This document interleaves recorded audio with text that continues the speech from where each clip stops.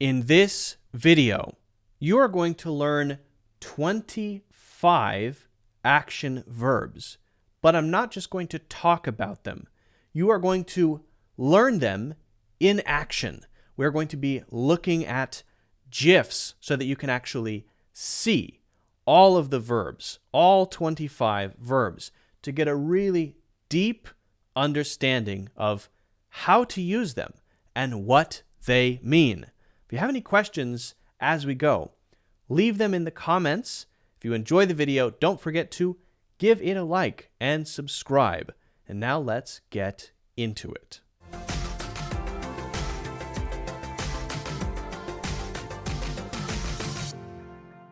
I'm going to assume that you know most of the very basic verbs, like talk and jump and dance and eat. But there are some, let's say, more specific, which are fairly common, but you don't hear them as often as those others, right? Those really common ones like eat. And so I want to explore these, but I want to explore them in a certain way. I want to do it by showing you these to get a real feeling for it. These action verbs, we're going to be looking at 25 here. We're going to be looking at 25 action verbs and how we can use them naturally and looking at GIFs of each one. That's right. I've gone through and collected GIFs of these action verbs. And if you want to say it as GIFs, that's fine. We may have an argument. That's okay with me. We're just going to go through these one by one, okay? Starting with poke. And if I look down, it's because I'm looking down at my screen here. So let's start with poke. Now, what do you think of when you think of poke? If you think of using your finger to do something, you're probably right. The main meaning of poke is to generally push somebody with your finger to annoy them, to remind them, to get their attention, something like that. So the classic picture is the Pillsbury Doughboy being poked in the belly. Makes him laugh. He goes, like that. And someone, this you could say might be tapping or poking. One would be a poke, and if it happens a lot of times, then we might call it a tap. But just that single action of the squirrel in the fish tank is a poke. Now, this becomes digital when, for example, this becomes digital when you want to get somebody's attention in a messenger. I think, well, not all messengers have it, but some have it where you can just get somebody's attention. That might be a poke. It's like, hey, hey, hey, hey, hey. Maybe there's a button or a function for that, okay? So that's generally how poke is used, again, to annoy someone, to get their attention. We're going to go pretty quickly here. So let's talk about pinch. What's the first thing when you think of pinch? Again, a thing you do with your fingers, right? So to pinch someone, we might pinch somebody's cheeks, somebody we think is very cute. We might do that in an affectionate way, right? Often a little baby's cheeks, we might pinch their cheeks. That's a common expression for how we would interact with a baby, to pinch their chubby cheeks. In this image, he's pinching her cheeks. Again, that's kind of an affectionate thing, right? SpongeBob is pinching himself.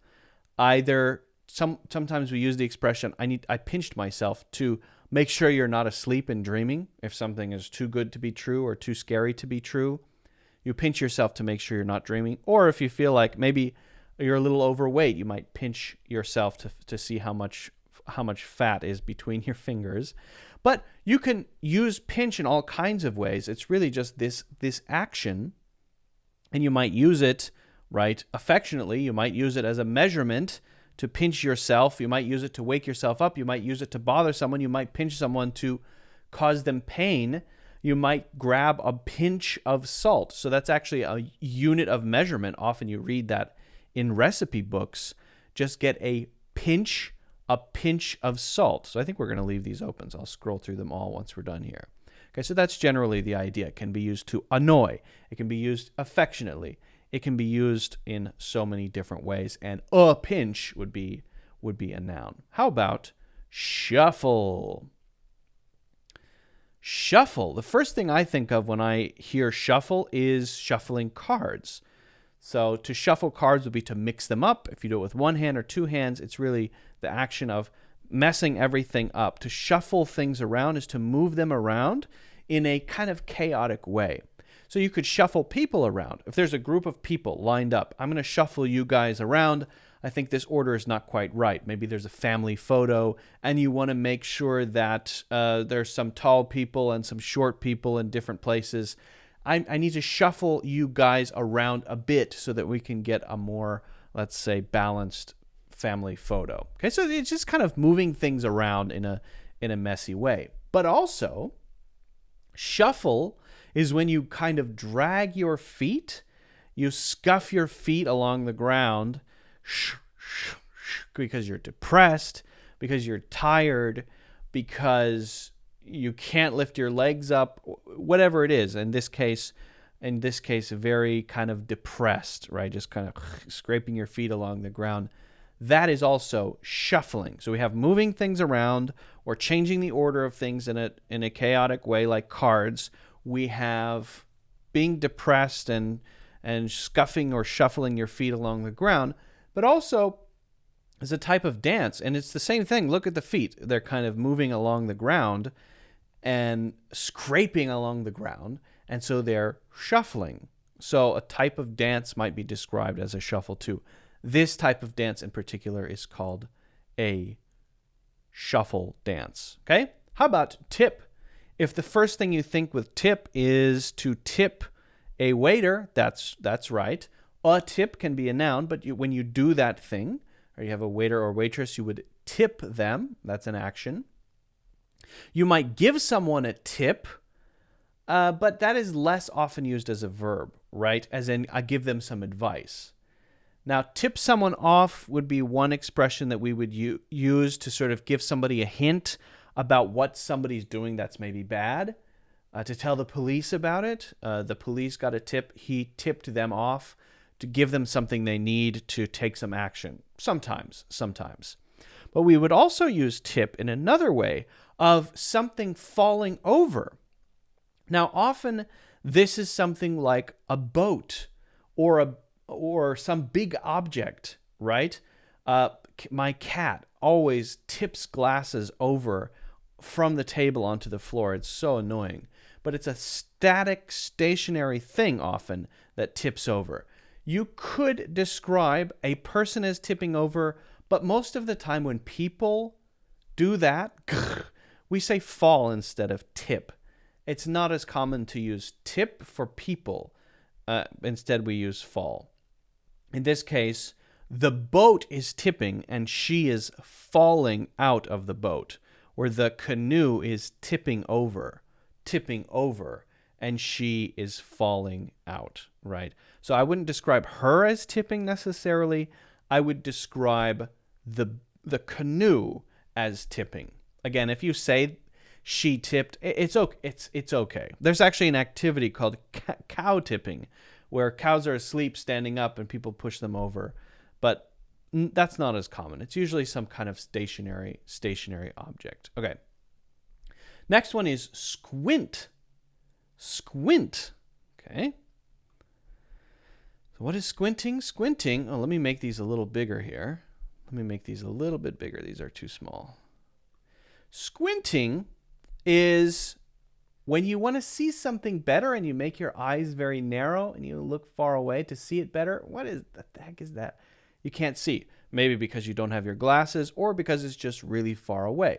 We squint when things are far away because we want to see them, right? And maybe we would squint for other reasons. For example, this classic GIF of maybe being suspicious of someone. You squint when you're a little unclear about why they said what they said or whether they're trying to trick you or not. So you might go, I don't know about that. You're suspicious, you have reservations. You might squint for that reason. You might squint simply when the sun is in your eyes. The sun is shining in your eyes, so you squint to keep it out of your eyes. For all those reasons, we would squint. Now, kind of the opposite of that, in a way, not exactly, is glare. Glare, glare.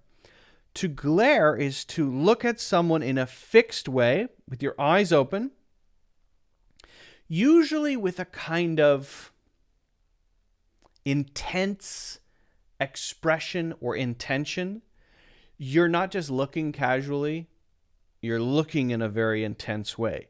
Now, that doesn't mean that you are angry, but it sometimes could be used to describe someone who's angry. So I want to be clear, it doesn't only mean anger, but someone who is angry and looking at the person they're angry at might be glaring at them.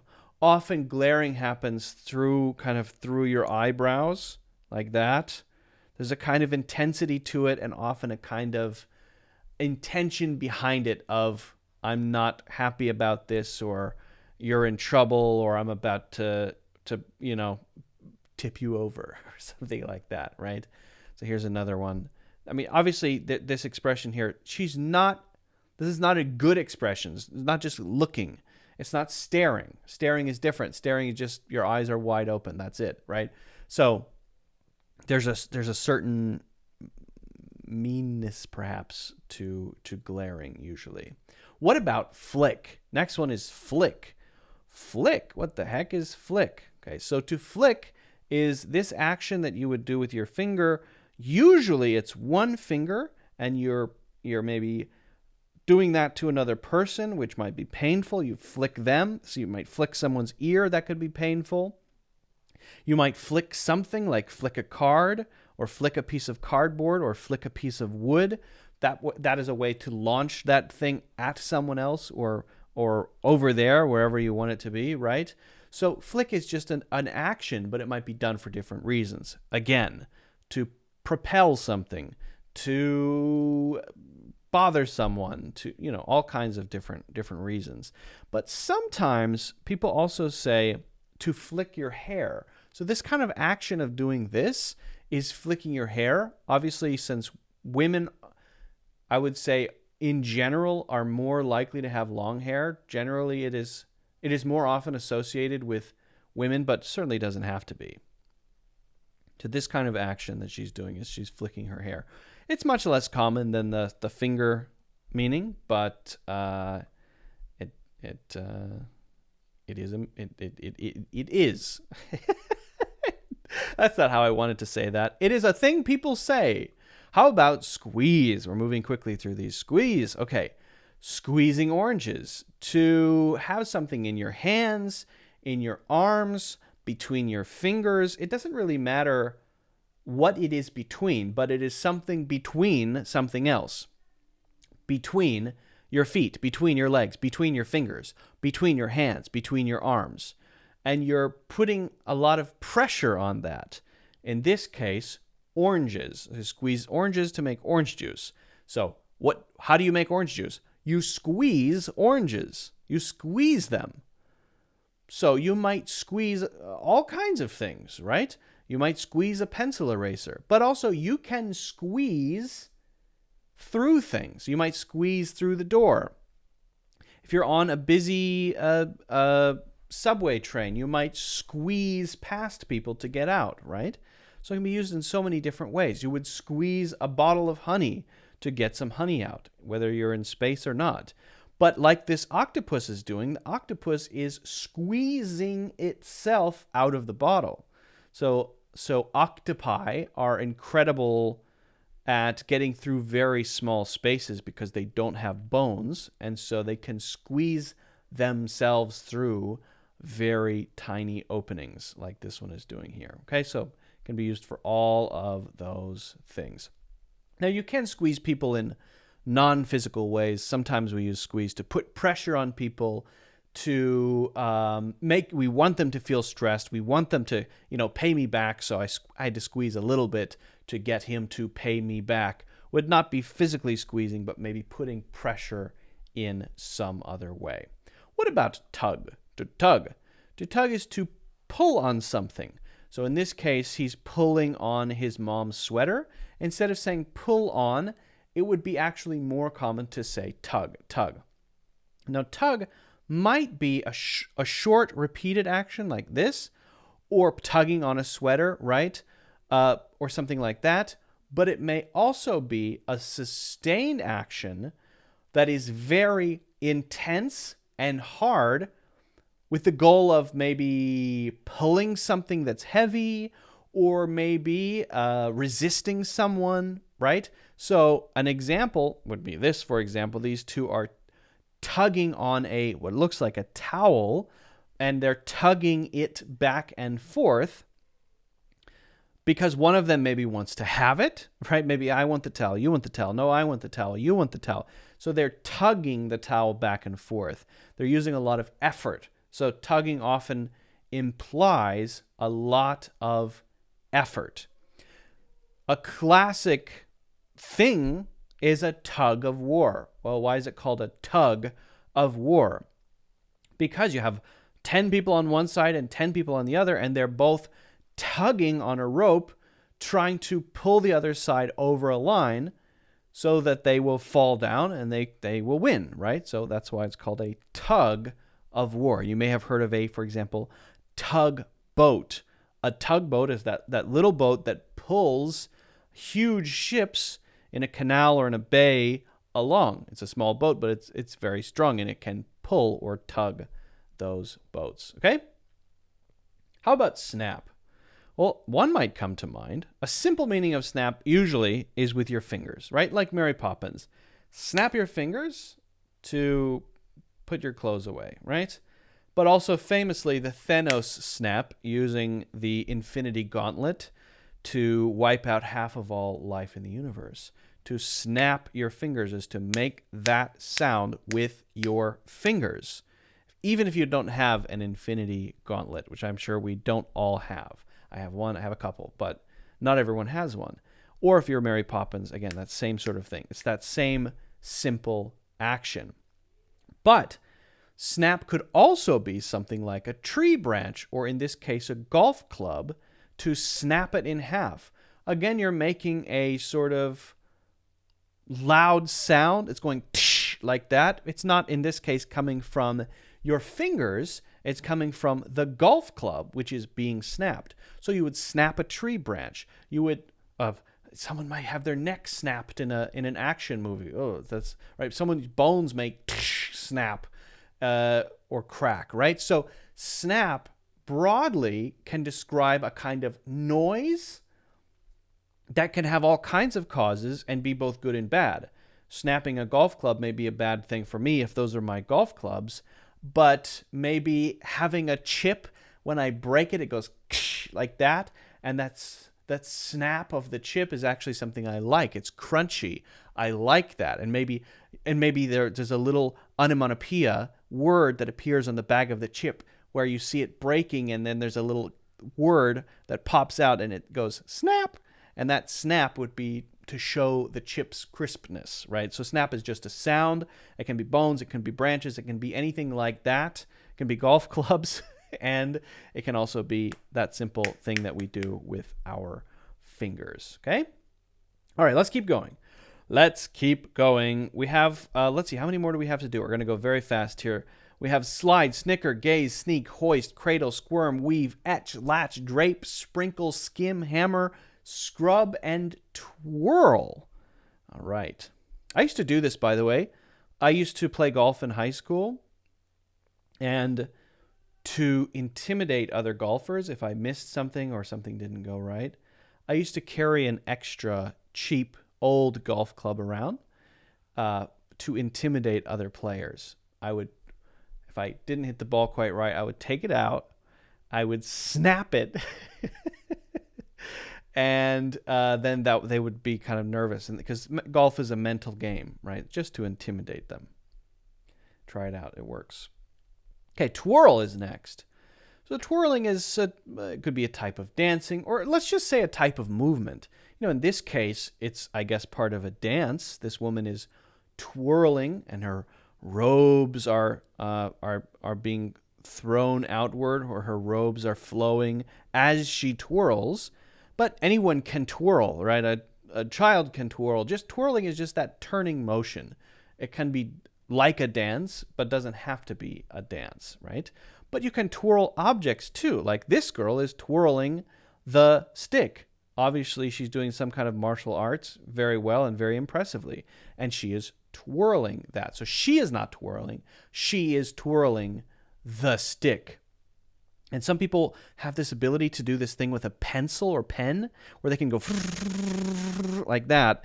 It blows my mind. They can twirl a pen or pencil very well in their fingers. That's amazing. I was never able to do it. But they can sort of like make it go on all of their fingers, and it kind of goes across their fingers. It's pretty mind-blowing. I've always been very impressed by that sort of pen twirling. Scrub is next. Scrub. So this is often associated with cleaning. To scrub something is to put a lot of pressure into it, to rub it vigorously, often with the purpose of cleaning something. Maybe you do it with your hand. Maybe you do it with a sponge. Maybe you do it with a toothbrush, because maybe you have a piece of jewelry, right? And you have some cleaning product you put on it, and you want to scrub that thing to get it nice and shiny and clean. And this guy is scrubbing his beard in the shower, just using his hands and some soap, but still scrubbing. Someone using a sponge and some maybe Windex to scrub and clean their refrigerator, and someone using a sponge to scrub the tile in their shower. So usually there's a cleaning, some kind of cleaning function happening there. Now you might hear scrub related to things that aren't actually scrubbing. Like, for example, if you put dishes in the dishwasher, you might hear someone say the dishwasher scrubs the dishes clean. But if you were to look in the dishwasher when it's actually working, is it actually doing that action? No, it's just spraying water on them. But sometimes you'll hear scrub used a little bit more loosely to just mean to kind of put a lot of pressure on something to clean it, right? How about hammer? Well, you probably know hammer with a hammer. So you have a hammer and you hit something with a hammer, you're hammering, okay? But the hammer, this verb, again, we're talking about verbs here. So yeah, you can do that with a hammer. But if you're doing this intense action in general, like this, even if it's on a door, then hammer. It's also hammer. It has a non-physical meaning too, right? I'm trying to hammer home the point. If I keep repeating something, or I give you 10 examples, or I try to explain it with extreme detail, I say I'm trying to hammer home this point. I'm trying to make you understand. So that's not a physical meaning, but it's the same basic idea. So whether you're using an actual physical hammer, or you're just banging on something like a door, or you're trying to say or explain something or do something repeatedly to accomplish something, you can use hammer for all of those, okay? Next is skim. To skim. Okay, so one meaning of skim, for example, is to take the top layer off of something. You know, when you have milk, and with milk, you have the milk, and then on top, you have the cream. And some people will skim the cream off of the milk to turn it into butter. Churn it into butter, right? Well, that action of skimming something is to take off the surface. Maybe this person thinks there's too much whipped cream on their coffee, and so they want to skim some off. Or maybe they're skimming it off and eating it directly. I don't know, right?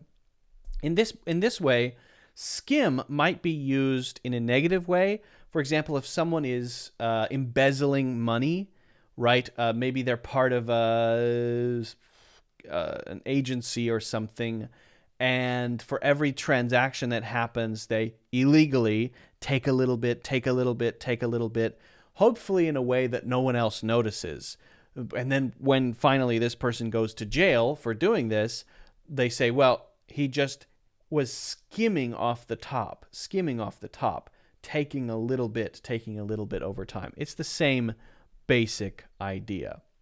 We also use skim when we talk about getting information, right? To not read something carefully, to read it kind of casually, to get the basic idea, just the gist of the information, we would be skimming. Here's, for example, Donald Trump skimming through some kind of legislation. He's actually not skimming through it, because to skim through it, you do have to get some information. You do have to kind of understand something, right?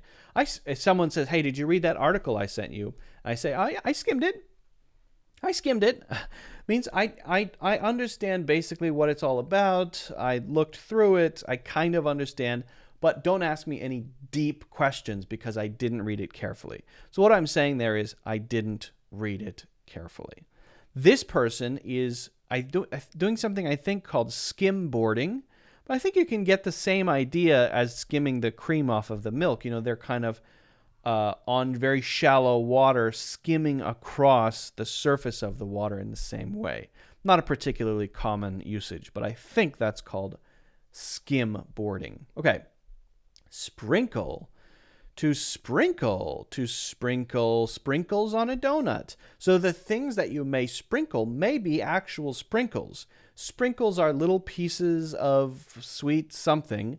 They're hard, they're kind of crunchy, and you might use them not so much for flavor, but as decoration or texture on a donut or in ice cream. They might be chocolate. Often they're rainbow colored, right?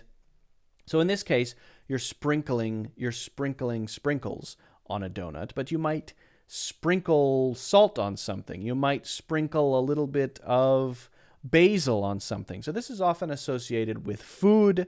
It's often associated with spices, things you would add on top of something, right? But sometimes you hear people use it like sprinkling joy, right? And wherever you go, you sprinkle joy. I don't know, something like that. There's just a sense of it being a little bit, and it's here and there, right? And it's kind of thrown around in a non-precise way. When you sprinkle salt, for example, you're not placing each grain of salt. You're, as Salt Bae is doing here, just kind of letting it go, and it goes where it goes. That's the feeling of sprinkle. And sometimes, for example, rain would be called it's just a sprinkle. It's sprinkling. Sometimes, if it's a few drops here and there, it's sprinkling. It's very, very light. And a thing that sprays water around your yard to keep it wet, if it's a dry season and you're trying to grow grass, what is that thing called? It is called a sprinkler. It is called a sprinkler. Okay. How about drape? What about drape? So here's someone who is draping the flag, the Argentinian flag, over their shoulders. So to drape something is to cover it. You might drape a chair with a blanket, or you could say the blanket is draped over the chair, right? The flag is draped around his shoulders. So drape is often used that way as a verb. Drapes, the things, are often things that are in front of windows to block out the sun. Here's a quote from Seinfeld. I would drape myself in velvet if it were socially acceptable. That means completely cover myself in velvet. And then here he is fully draped in looks like a velvet tracksuit. Okay. All right, let's keep going. Latch. So to latch would be to attach very firmly to something and not let go, right? The face huggers from the Alien series, they're called face huggers, and they hug on your face, and I think they lay eggs or something in your body, and then an alien is born out of your chest, which is horrifying. But they latch onto your face. Yes, they hug your face, but they latch onto your face. They grab on and they don't let go. A latch is a thing that holds one thing together, like a door latch is the thing that holds the door closed. It goes ka-tunk, and it holds it there. So it is latched. The door is latched. The gate is latched, right? Undo the latch and open it. So a latch is a thing often that holds one thing to another thing, whether it's a door, or some little hook or something like that, which holds something onto something else. In this case, I have it. Where's my? I had another one here. I had another one, but it's missing. Huh? Where's that one? Let me add that one quickly. I'm just going to do this because I don't want you to miss this one. Give me 1 second here. Where is my latch? Where is my latch? There it is. I found it. Here it is. Okay. So there, the dog is latched on the stick, or latched onto the stick. So it's grabbing on so tightly that you can carry it. So its mouth is latched onto the stick. You often hear latch also associated with breastfeeding. Babies latch onto their mothers. There's a thing called a latch, and that is how well they're able to latch and get milk from their mothers. So latching is a very, very common word. Okay? Etch. So to etch is similar to carve, right? But usually when you etch something, you're etching a specific thing. So carving might be a broad action or activity like carving wood, but what are you carving? But to etch something is to maybe carve something that's information, like your name, right? So to etch something, to etch your name in a tree is to take out a knife and carve it, and there it is. Your name is on that tree. Etch my name in history one more time. What does that mean? Well, that's not a physical meaning, but here Conor McGregor is saying that he wants to do something so memorable and important that other people talk about it, and it's this iconic thing. So there, he wants to etch let's say an event in time that associates his name with important events in history or UFC history or whatever, right? Sometimes you hear the expression etched in stone. If it's etched in stone, maybe not physically, but maybe physically, then it's kind of permanent. You can't get rid of it. Everybody knows it. Everyone will remember it. It is etched in stone. In this case, etched in history. There's a thing called an Etch-a-Sketch. It's a little toy, and it has these knobs, and it etches using, I don't know, some kind of weird dust. I don't know what it is. It etches, you etch your name or draw pictures or whatever. It's called an Etch-a-Sketch. All right, how about weave? To weave. So to weave is to bring, let's say, separate things together into a larger thing. In this case, weaving grass into whatever it is that they're making. But we use weaving to make fabric. We would use a loom to make fabric that we would use to make textiles that we would use to make clothes, right? Well, what we're doing is weaving. Right? That loom, what does the loom do? The loom weaves. The loom weaves. If you saw the latest season of Loki, the whole season is about this thing called I'm already forgetting. I just watched it. What's it called? The loom. Is it just called the loom or the time loom? Now I forget. Timeline loom. I forget. It wasn't that memorable. Anyway, it's weaving together timelines in the universe, in the multiverse. It's weaving together timelines, right? So it's bringing different things together. So another way to use it, because when you weave, you have maybe different fabric going back and forth. You may weave in and out of traffic. So someone on a motorcycle is weaving in and out of traffic at high speed. Sounds dangerous. The dog is weaving. See how it's going back and forth, back and forth. It's not making fabric with its tail. I suppose if you attached some yarn to the dog's tail, I wonder if you attached some yarn to the dog's tail and had it do this, through these pylons or whatever those are 100 times, I wonder if you could make a sweater. How do you make sweaters? I have a special dog-based technique. Cool.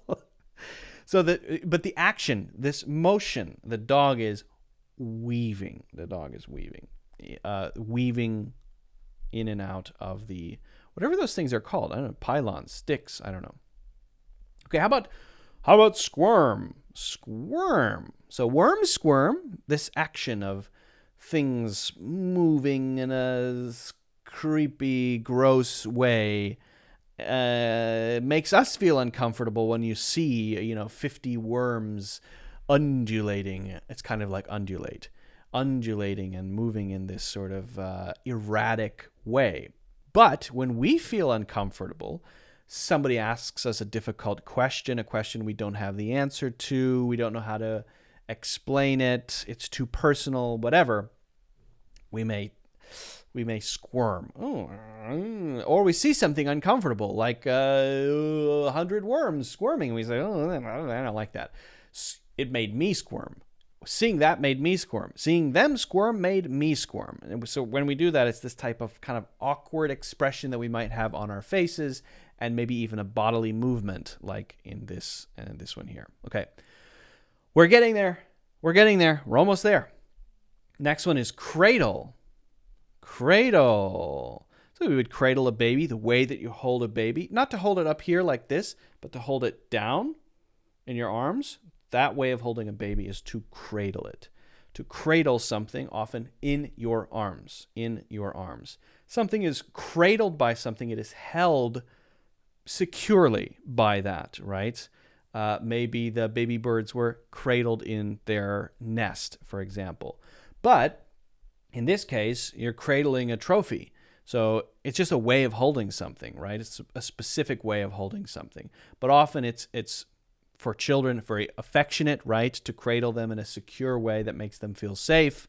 The thing that they sleep in may be called a cradle. A specific type of thing that they sleep in. Maybe, not all of them, may be called a cradle. There are also bassinets and other things like that. But one might be called a cradle. I think there's a song. When the bough breaks, the cradle will drop. So there's a baby in a cradle. For some reason, the cradle's in a tree. I never understood that. And then the cradle falls when the tree branch breaks. It's a very disturbing song. I don't know why that's a song. Rockabye baby in the tree top. Why is a baby in a tree? When the wind blows, the cradle will rock. So the cradle rocks back and forth. When the bough breaks, the cradle will fall. Whoa, okay. Down will come baby, cradle and all. That's a disturbing song. Why does anybody sing that? Okay, how about hoist? To hoist is to lift something up, or perhaps lift something using pulleys and ropes. A classic example would be to hoist the sails, matey. You'll hear hoist the sails in a lot of pirate movies or sailing videos or whatever. To hoist something is to lift it up by pulling ropes. The ropes are attached to ropes are attached to pulleys, and then they open the sails or close the sails that way, right? So you're lifting up the sails doing that. Hoist the sails. I don't think putting the sails down would be hoisting. Hoisting would be lifting the sails up. And I think putting the sails down would be lower the sails.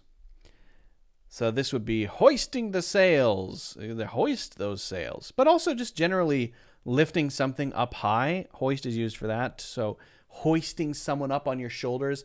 Maybe if you've seen a movie where there's a sports team and they win in the end, and so they hoist the person who scored the winning goal or whatever onto their shoulders. You lift them up onto your shoulders. You hoist them up onto your shoulders. You hoist up the trophy or whatever, right?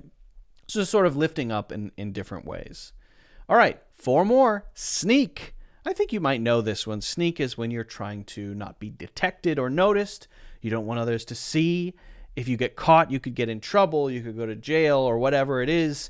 You are sneaking. That's the action. You are sneaking. So you might hide behind the door. You might try to be very quiet. You might maybe tiptoe on your toes so that you're not heard, right?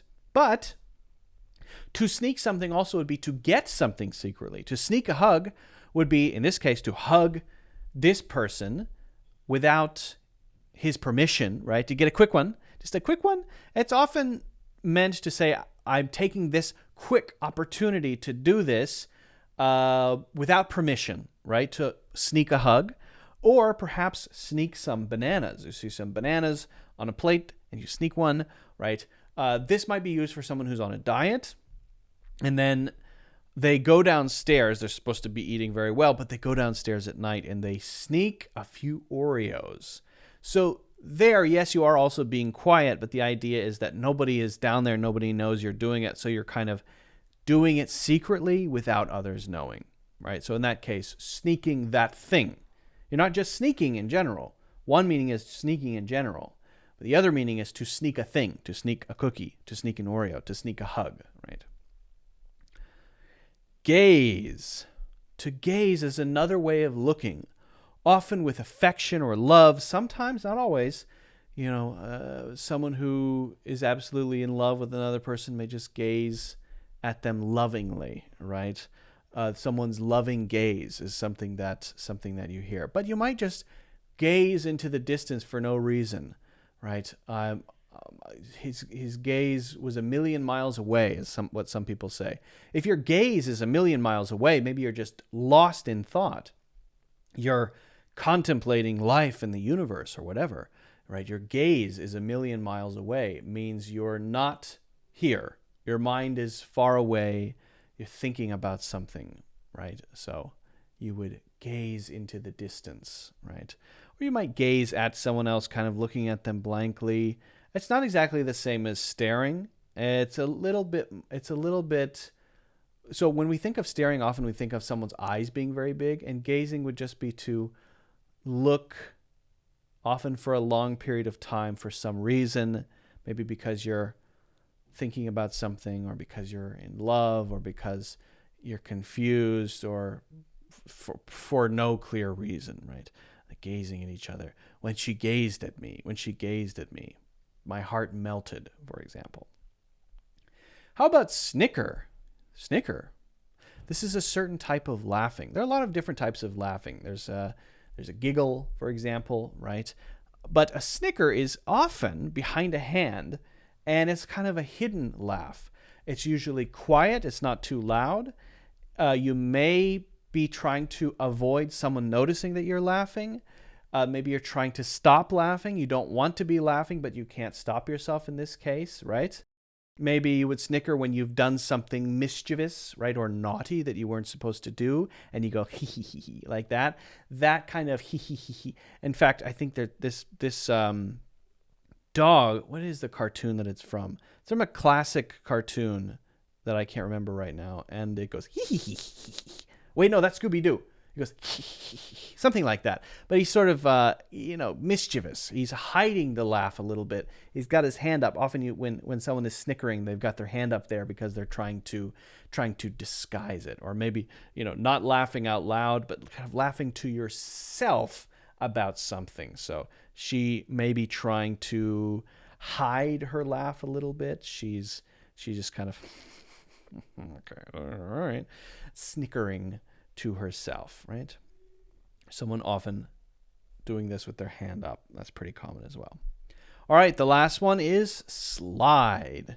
So to slide is to, let's say, for example, run and then launch yourself across the ice or the floor. And now you're moving because you've moved very fast before, because you were running before, right? And your momentum is carrying you.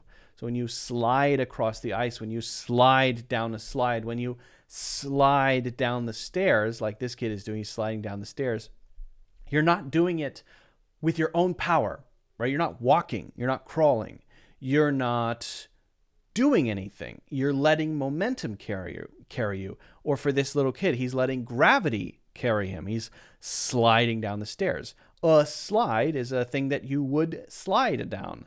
And so when you do that, what's carrying you? It's not you. You're not using your body. You're not using your muscles. No, you're sliding down the slide because of gravity. You start up high and you go down, right? So you're sliding down the slide. He's sliding across the gymnasium.